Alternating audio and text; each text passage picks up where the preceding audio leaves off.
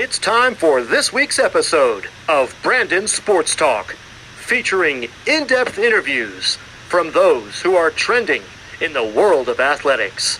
And now, here's the host of Brandon Sports Talk, Brandon Pate.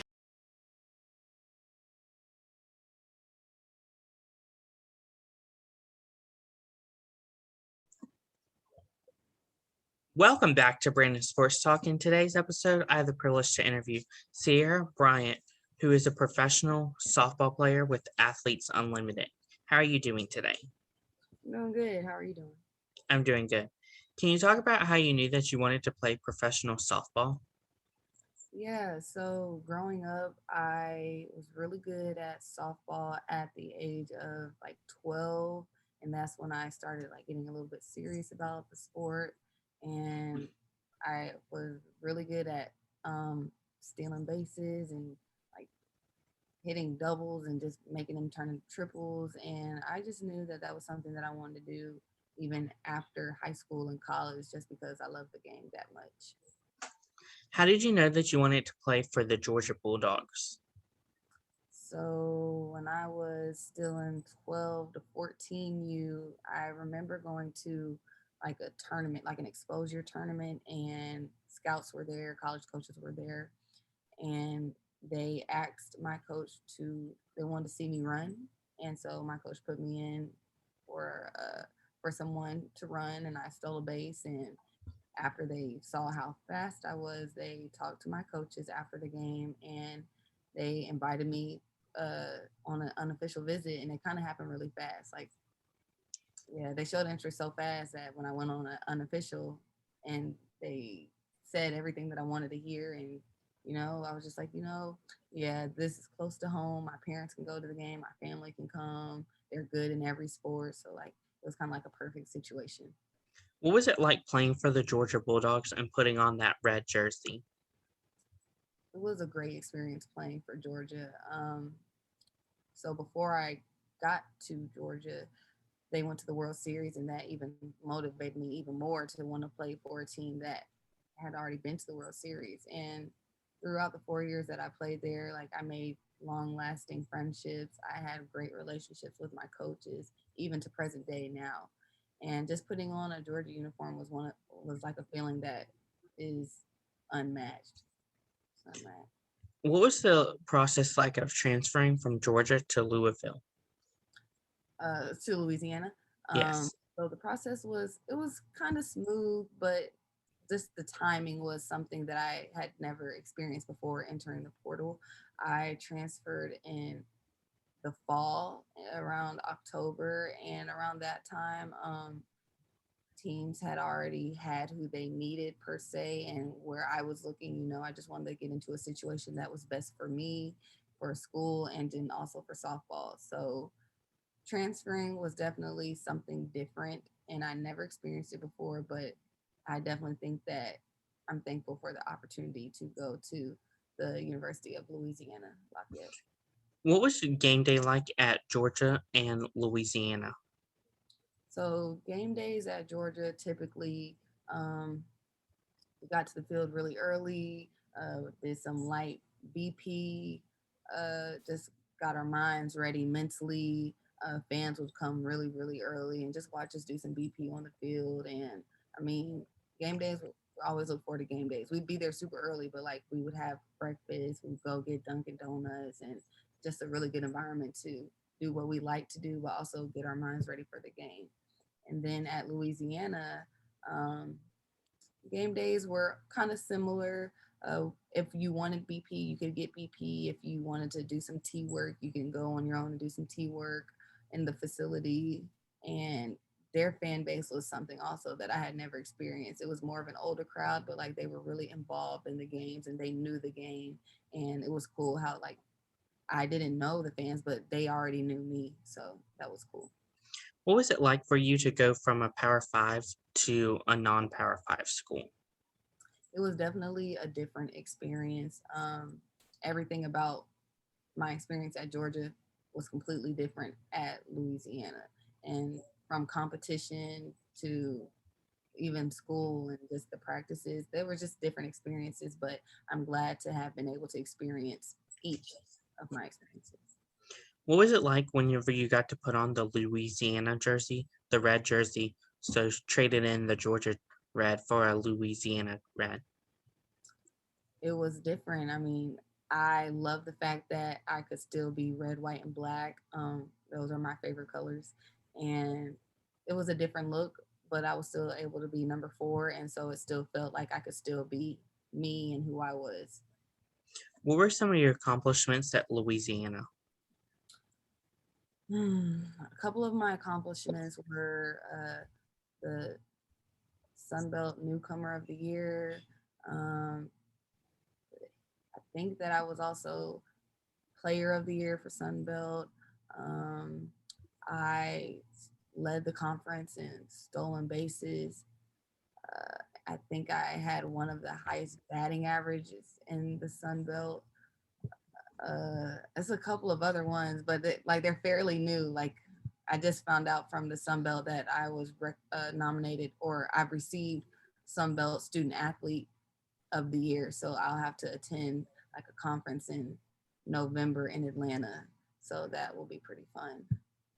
What was it like whenever you signed with Athletes Unlimited this previous year? It was a really like surprising but exciting feeling. And they only drafted like 10 of us, I believe. And just to be one of those 10 or 12, like it was a really good feeling. And I just felt like I deserved it. I had worked hard up until that point and I was just thankful. How did it feel on draft night to get your name called? It was a feeling that kind of can't really describe because you don't know if you're going to get drafted. So you're watching and you're hoping that you get drafted. And deep down, you're just like, you're waiting to hear your name. And then you hear it and you're like, yes, I'm excited. Of course, leading up to that night, were there speculations that you would be getting called? There were a few speculations from my teammates and a lot of parents and even someone who had played in AU the previous year. They had reached out asking if I would be interested, but I kind of didn't put 2 and 2 together. I just, just thought they were just wondering. But yeah, there were a little speculation. Of course, what do you look forward to happening once you are able to come Saturday play for the first time as a professional athlete? I am just soaking up everything as I'm here, and whenever I get an opportunity, I want to execute, but I am in a position where everyone here is talented, and age isn't a non-factor. Whether it's opportunity or whatnot, I'm just gonna do my best to capitalize on each moment. How did it feel whenever you got to sign So your it's just contract? felt really good. It was my first real contract, and I read through it. Obviously, had my parents read through it, but I mean, it was a feeling that's unmatched. Being it was my first contract. What is that feeling going to feel like to you whenever you get to put on the Athletes Unlimited jersey for the first time and really know that you're a professional athlete? That everything that had happened up until that point was worth it, and the long practices, the the conditioning, the transferring, the just learning who I am as an individual, everything that had gone through was worth it. As you prepare for this Saturday, what do you anticipate for this first game going to be like? High intensity, high emotion, high feelings. Um, Everybody's in it for each other, but also, we want to get our own points. So it's a lot of high intensity. Do you have any game day routines and rituals that you had at Georgia and Louisiana that you're going to take on to Athletes Unlimited? I actually don't. I don't really do a lot of stuff. I just get ready for the game. Of course, as you prepare for Athletes Unlimited, are there some players that you looked up to that you're going to be excited to see this coming year? Yeah, it's cool, playing against some of these players that now I get the chance to be on the same team with. So like Jesse Warren or like Odyssey Alexander, Aaliyah Andrews. It's really cool being able to play with or against Kat Osterman. So like it's just a really cool experience. What are some of your future plans in your professional career as it just begins? I look forward to having the chance to play overseas, whether it's in Japan or somewhere in Italy or France. You know, I want to be able to do something like that. Of course the Olympics just wrapped up. Are you planning on, of course, competing in the Olympics in 2024? Maybe that might be a secret. What are some of your future games that you plan on looking forward to? With AU, Yes. it's unlimited. Mhm. Well, the way it's set up, I might be on a different team every week. So, you know, I won't know, until I get drafted every Tuesday. Of course, as you talked about getting drafted every Tuesday, what assignment do you feel whenever you are like, okay, every Tuesday it's a new team, new teammates sometimes? How is that going to feel for you?